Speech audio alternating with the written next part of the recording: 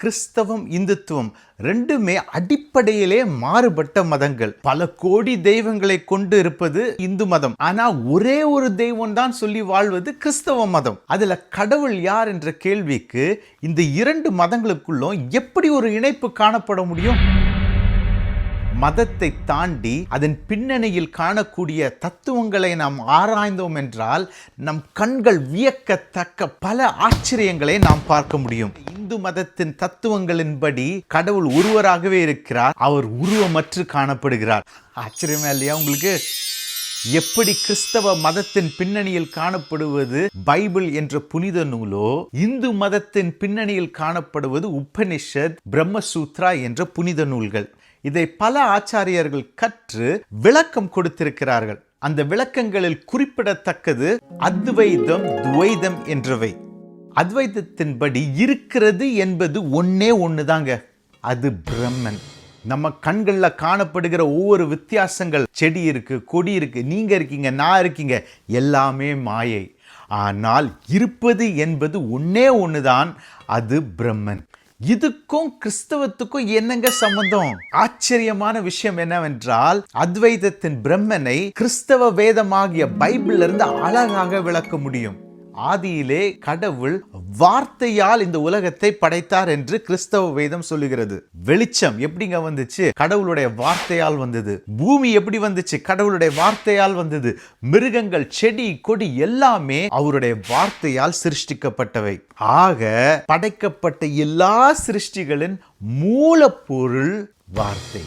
பைபிள்ல யோவான் சுவிசேஷத்தில் கூறப்பட்டிருக்கிறது, ஆதியிலே வார்த்தை இருந்தது, அந்த வார்த்தை தேவனோடு இருந்தது, அந்த வார்த்தை தேவனாய் இருந்தது. நீங்கள் இருக்கிறது என்று எதை நீங்கள் கண்டாலும் அது வார்த்தையால் தான் சிருஷ்டிக்கப்பட்டது. ஆக வார்த்தையை மூலப்பொருளாக கொண்டிருக்கிறது. எப்படி அத்வைதத்தின் பிரம்மன் எல்லா இடங்களிலும் எல்லாவற்றிலும் இருக்கிறார் என்றால், அதே போல பைபிள்ல கூறப்பட்டிருக்கிற வார்த்தை என்பதும் எல்லா இடங்களிலும் எல்லாவற்றிலும் இருக்கிறது. இதுதான் சங்கீதத்தில் கூறுகிறார், எங்கே போய் நான் ஒளிய முடியும்? வானத்துக்கு போனா அங்கேயும் கடவுள் இருக்கிறார், ஆழ் கடலுக்கு சென்றால் அங்கேயும் கடவுள் இருக்கிறார், எங்கே போனாலும் அங்க கடவுள் இருக்காரு. அவர்கிட்ட இருந்து ஓடி ஒளிய இடமே கிடையாது.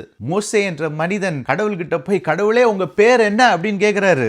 கடவுள் அதற்கு பதில் கொடுக்கிறார், நான் இருக்கிறவராகவே இருக்கிறேன். பிரம்மனுடைய விளக்கமும் அவர் இருக்கிறவர் என்பதுதான். ஆக மதத்தை தாண்டி நாம் சத்தியத்தை அறிந்தோம் என்றால் அந்த சத்தியம் நம் கண்களை திறந்து மதத்திலிருந்து நம்மளை விடுதலைப்படுத்தும். கடவுள் எல்லா இடங்களிலும் இருக்கிறார் என்பது சத்தியம். ஆனா மதம் நம்மளுக்கு என்ன போதித்து கொடுத்திருக்கிறது? கடவுளை ஒரு இடத்தில் தான் நாம் உணர முடியும். கிறிஸ்தவன் உடனே சொல்லுவான், நாங்க உருவ வழிபாடெல்லாம் பண்றது இல்லைங்க. ஆனா ரெண்டு பேருமே கூட்டு களவாளிகள். ஒரு இந்து கண்களை திறந்து ஒரு சித்திரத்தை பார்த்து வழிபடுகிறான் என்றால், ஒரு கிறிஸ்தவன் கண்களை மூடி கடவுளை ஒரு சித்திரமாக தன் சிந்தனையில் நினைத்து வழிபடுகிறான். அவனுக்கும் இவனுக்கும் ஒரு வித்தியாசமும் கிடையாது. ரெண்டு பேருமே கூட்டு களவாளிகள் தான். உண்மையாக கடவுள் எல்லா இடங்களிலும் இருக்கிறார் என்ற புரிதல் உங்களுக்கு இருந்தால், நீங்கள் கடவுளுடைய பிரசன்னத்தை சர்ச்சுக்குள்ள மட்டும் இல்லைன்னா ஆராதனை செய்யும் பொழுது மட்டும் நீங்கள் உணர மாட்டீர்கள்.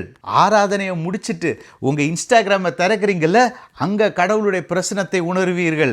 வீட்டில் போய் பொண்டாட்டி கூட சண்டை போடுறீங்கல்ல, அப்போ கடவுளுடைய பிரசனத்தை உணர்வீர்கள். நீங்கள் கோயில்களிலும் சர்ச்சுகளிலும் உணரும் உணர்ச்சி கடவுளுடைய பிரசனம் இல்லை, அது போலி.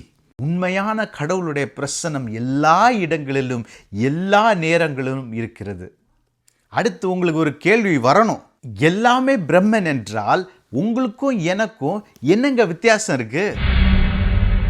இதை துவைத்த சம்பிரதாயத்தில் அழகாக விளக்கம் கொடுக்கிறார்கள். துவைத்த விளக்கத்தின்படி காணப்படுகிற மனிதன் வெறும் ஜடம், உடம்பு, மூளை இதெல்லாமே உயிரற்ற ஒரு ஜடம். ஆனால் உடலுக்கு உள்ளாக காண முடியாமல் இருப்பது ஆத்மா. ஒவ்வொரு மனிதனுக்குள்ளும் அந்த ஆத்மா காணப்படுகிறது.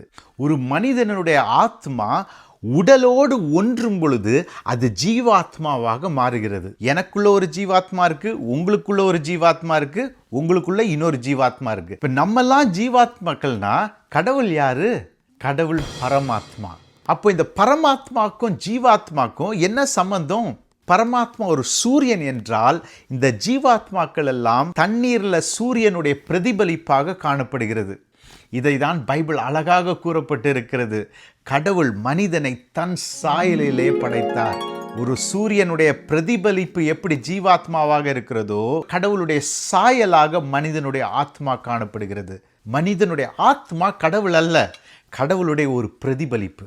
கரைப்படியாத உங்களுடைய ஆத்மா கடவுளுடைய தன்மையை பிரதிபலிக்கிறதாக காணப்படும். ஆனால் சிந்தனையில் உருவாகும் சுயம் ஆத்மாவிலிருந்து வருகின்ற கடவுளுடைய தன்மையை அணைத்து அதை கரைப்படுத்துகிறது. நீங்கள் சிருஷ்டிப்பின் நோக்கத்தை நிறைவேற்ற வேண்டும் என்றால் உங்கள் சிந்தனையில் தோன்றும் சுயத்தை தவிர்த்து உள்ளத்திலிருந்து வருகின்ற கடவுளின் தன்மையை உங்கள் வாழ்க்கையில் ஜொலிக்க விடுங்கள். சத்தியம் என்னவென்று அறிந்தால் அந்த சத்தியம் உங்களை விடுதலை செய்யும். நன்றி, வணக்கம்.